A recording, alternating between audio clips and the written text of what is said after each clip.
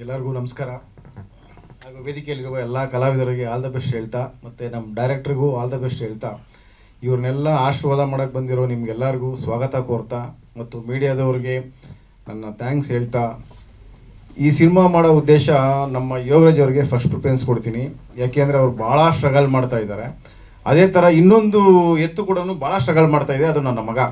ಇವನ್ನ ಕಲಾವಿದನಾಗಿ ಮಾಡಬೇಕು ಅಂಥೇಳಿ ನಾನು ಭಾಳ ಪ್ರಯತ್ನ ಮಾಡ್ತಾ ಇದ್ದೀವಿ. ಎಲ್ಲ ರೀತಿಯ ಟ್ರೈನಿಂಗ್ ಕೊಡಿಸಿ ಸಾಕಷ್ಟು 4-5 ಸಿನಿಮಾಗಳನ್ನ ಇವನು ಆಲ್ರೆಡಿ ಮಾಡಿದ್ದಾನೆ. ಸೊ ಅದು ಇನ್ನೂ ಯಾವುದೂ ತೆರೆಗೆ ಬಂದಿಲ್ಲ. ಸೊ ಯೋಗರಾಜ್ ಅವರು ಇದ್ಕೊಂಡು ಈ ಸಿನಿಮಾ ನಾನು ಬೇಗ ಮುಗಿಸಿ ತೆರೆಗೆ ತರ್ತೀನಿ, ಸೊ ಮಾಡೋಣ ಅಂತ ಹೇಳಿದ್ರು. ಆಮೇಲೆ ಕತೆ ನನಗೆ ತುಂಬ ಇಷ್ಟ ಆಯಿತು. ಹಾಗಾಗಿ ಇವ್ರ ಜೊತೆಗೆ ನಾನು ಕೈ ಜೋಡಿಸಿ ಈ ಸಿನಿಮಾನ ಕಂಪ್ಲೀಟ್ ಫಾಲೋ ಅಪ್ ಶೂಟಿಂಗಿಂದ ಹಿಡಿದು ಎಂಡ್ವರೆಗೂ ನಾನು ಜೊತೆಲೇ ನಿಂತ್ಕೊಳ್ತೀನಿ. ಹೇಗೆ ರಥಾವರದಲ್ಲಿ ನಿಂತ್ಕೊಂಡು ಒಂದು ಒಳ್ಳೆ ಸಿನಿಮಾ ಮಾಡಿದ್ವಿ ನಾವು, ಅದೇ ರೀತಿ ಈ ಸಿನಿಮಾನೂ ಮಾಡಿ ನನ್ನ ಮಗನ ಒಬ್ಬ ಒಳ್ಳೆ ಕಲಾವಿದನಾಗಿ ಮಾಡಬೇಕು. ಯಾಕೆಂದರೆ ಪ್ರೊಡ್ಯೂಸರ್ ಮಕ್ಕಳಿಗೆ ವ್ಯಾಲ್ಯೂ ಇಲ್ಲ ಸಿನಿಮಾ ರಂಗದಲ್ಲಿ. ಯಾಕೆಂದರೆ ಸಿನಿಮಾ ರಂಗ ಅನ್ನೋದು ಯಾರಿಗೂ ಅಷ್ಟು ಸುಲಭವಾಗಿ ಒಲ್ದು ಬರಲ್ಲ.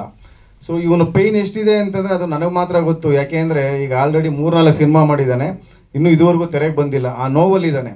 ಆದರೂ ಈಗ ಸಿನಿಮಾ ಬೇಡ ಅಂತ ಹೇಳಿದ್ದ. ಆದರೂ ಯೋಗರಾಜ್ ಅವರು ಪಟ್ಟಿ ಹಿಡಿದು, ಇಲ್ಲ ಸರ್ ಈ ಸರಿ ಕಳಿಸಿ, ನಾನು ಈ ಸರಿ 100% ಒಳ್ಳೆ ಕತೆ ಬಂದಿದೆ, ಮಾಡೋಣ, ರಿಲೀಸ್ ಮಾಡ್ತೀನಿ ಅಂತೇಳಿ ಇದು ಮಾಡಿದ್ರು.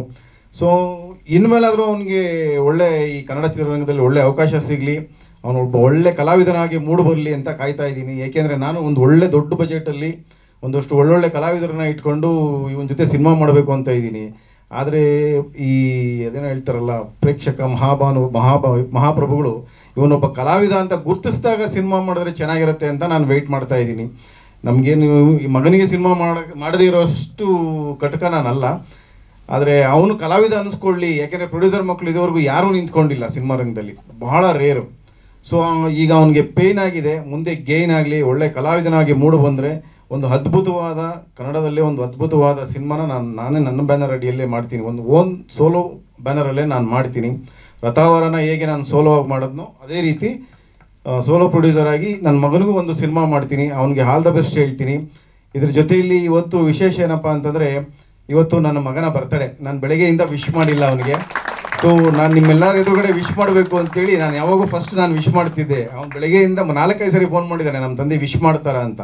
ಸೊ ನಾನು ಇದುವರೆಗೂ ಮಾಡಿಲ್ಲ. ಏನಕ್ಕೆ ಅಂದರೆ ನಾನು ಇಲ್ಲೇ ಮಾಡಬೇಕು, ಇವತ್ತಿಂದ ನನ್ನ ಹಾರ್ಟ್ಲಿ ಅವನಿಗೆ ಕಂಪ್ಲೀಟಾಗಿ ಆಶೀರ್ವಾದ ಮಾಡಬೇಕು ಅಂತ, ಅವನೊಬ್ಬ ಒಳ್ಳೆ ಕಲಾವಿದನಾಗಿ ಮೂಡಿ ಬರಲಿ ಅನ್ನೋದು ನನ್ನ ಆಸೆ. ಈ ಕರ್ನಾಟಕದಲ್ಲಿ ಒಬ್ಬ ಕಲಾವಿದನಾಗಿ ಅವನು ಹೊರಹೊಮ್ಮಲಿ ಅನ್ನೋ ಆಸೆಯಿಂದ ನಾನು ಇವತ್ತು ಅವನಿಗೆ ಆಲ್ ದ ಬೆಸ್ಟ್ ಮತ್ತು ಅವನ ಬರ್ತ್ಡೇ ವಿಶೇಷ ಹೇಳ್ತಾ ಇದ್ದೀನಿ. ಗಾಡ್ ಬ್ಲೆಸ್ ಯು ಮಗನೇ.